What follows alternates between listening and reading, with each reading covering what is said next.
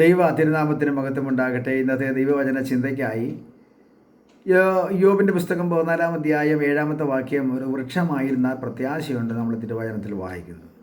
പ്രിയരെ, നമ്മുടെ ജീവിതത്തിൽ കർത്താവ് പ്രത്യാശ തന്നിട്ടാണ് പോയിരിക്കുന്നത്. ഞാൻ വരും കേട്ടോ. നിങ്ങൾ ക്ഷീണിക്കും തളർന്നൊന്നും പോകരുത്. ചില വിഷയത്തോടുള്ള ബന്ധത്തിൽ നിങ്ങൾക്ക് പ്രയാസങ്ങളുണ്ടാകാം, ഭാരങ്ങളുണ്ടാകാം, നിങ്ങളുടെ ചില വിഷയം പഴകാം, കെട്ടുപോകാം. എന്നാൽ വെള്ളത്തിൻ്റെ ഗന്ധം മതിയെന്ന് തിരുവചനത്തിൽ വായിക്കുന്ന പോലെ, തിരുവചനത്തിൽ വായിക്കുന്നുണ്ടല്ലോ, പഴകിയ വിഷയം. മർക്കോസ് 5:25 വായിക്കുന്നു, ആ രക്തസ്രാവക്കാരി സ്ത്രീയുടെ ജീവിതത്തിൽ പഴകിയ രക്തസ്രാവ രോഗമായിരുന്നു അല്ലേ. എന്നാൽ കർത്താവിനെ തൊട്ടതും സൗഖ്യമായില്ലേ. ഇതുപോലെ പഴകിയ എത്രയോ വിഷയങ്ങൾ നമ്മൾ പ്രാർത്ഥിച്ചുകൊണ്ട് വിടുതലില്ല എന്ന് പറയുന്നുണ്ടെങ്കിലും കർത്താവിൻ്റെ പരിശുദ്ധാത്മാവ് നമ്മളോട് നോക്കി പറയുന്നു, വിടുതലുണ്ട്, സൗഖ്യമുണ്ട്. പഴകിയ വിഷയത്തിൽ ദൈവത്തിന് വിഷയമില്ല. 18 വർഷം ആയിരുന്ന കൂനിയായ സ്ത്രീയെ ഒക്കെ കർത്താവ് വിടുവിച്ചില്ലേ. നമ്മെ വിടുവിക്കുവാൻ ദൈവം ശക്തനാണ്.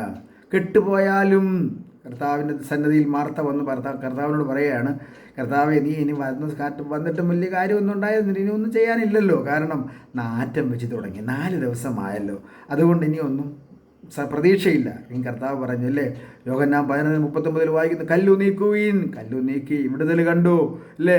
കെട്ടുപോയി, നശിച്ചുപോയി, ഇനിയില്ല എന്ന് പറഞ്ഞ വിഷയത്തിൻ്റെ മേൽ ഒരു ദൈവപ്രവൃത്തി വെളിപ്പെട്ടതുപോലെ, സ്തോത്രം, ഇത് നമ്മുടെ ജീവിതത്തിൽ പ്രത്യാശ ഉണർത്തുന്ന ദൂതാകുന്നു.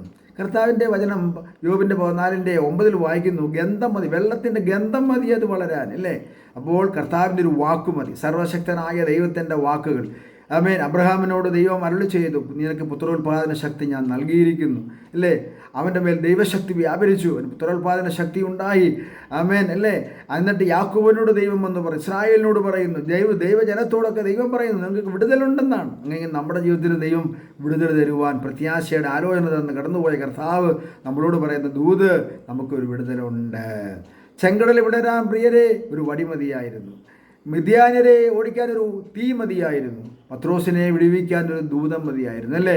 അങ്ങനെയെങ്കിൽ പഴകിയ വിഷയമാകട്ടെ, കെട്ടുപോകുന്ന വിഷയമാകട്ടെ, കർത്താവിൻ്റെ വാക്ക് മതി നമ്മുടെ ജീവിതത്തിൽ വിടുതലാകുവാൻ.